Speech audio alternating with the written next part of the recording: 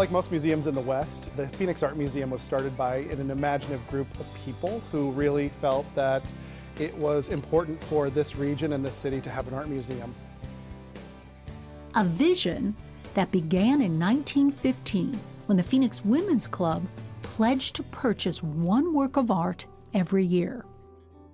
The foundation has been really a grassroots effort.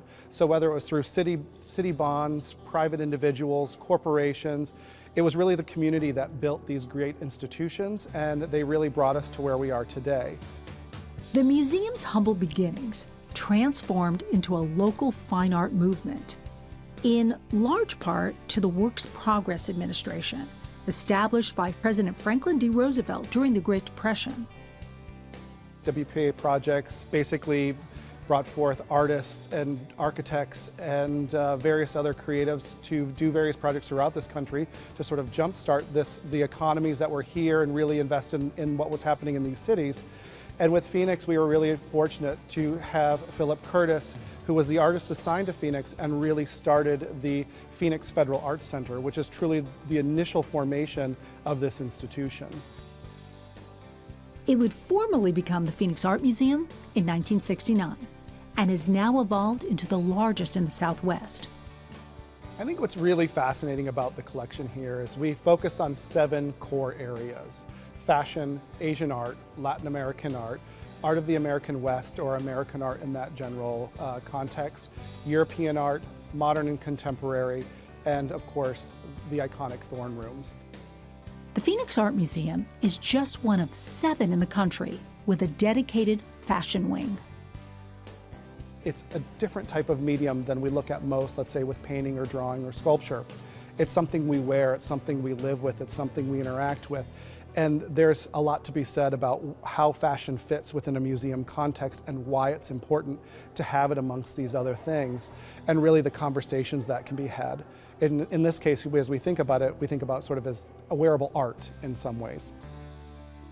The museum's largest, yet lesser known body of work is its Asian art.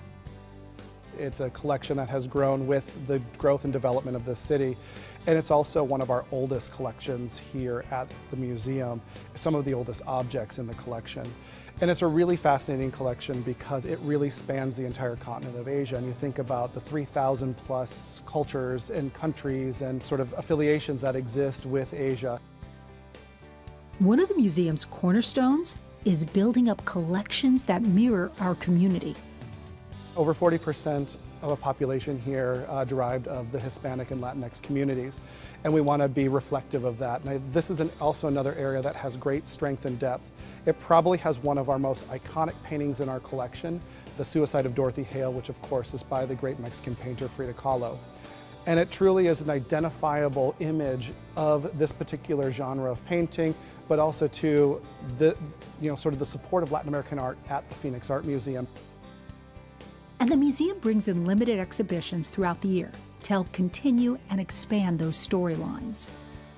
With Desert Rider, what it really does is it allows a platform for the Phoenix Art Museum to engage with a context that is that of a lowrider culture or car culture or even transportation culture in this particular matter, because it does include things like skate culture and other factors, of how that really impacts communities. It allows us to explore this interesting sort of subculture that existed and really how important these subcultures are to the fabric of our community, not only historically, but as we're going to today. By celebrating Arizona's artistically diverse cultures, the Phoenix Art Museum hopes its patrons are proud to call this world-class facility their museum. For us, it's really finding meaningful ways to truly connect with people and that they really feel a sense of themselves and representation in this institution.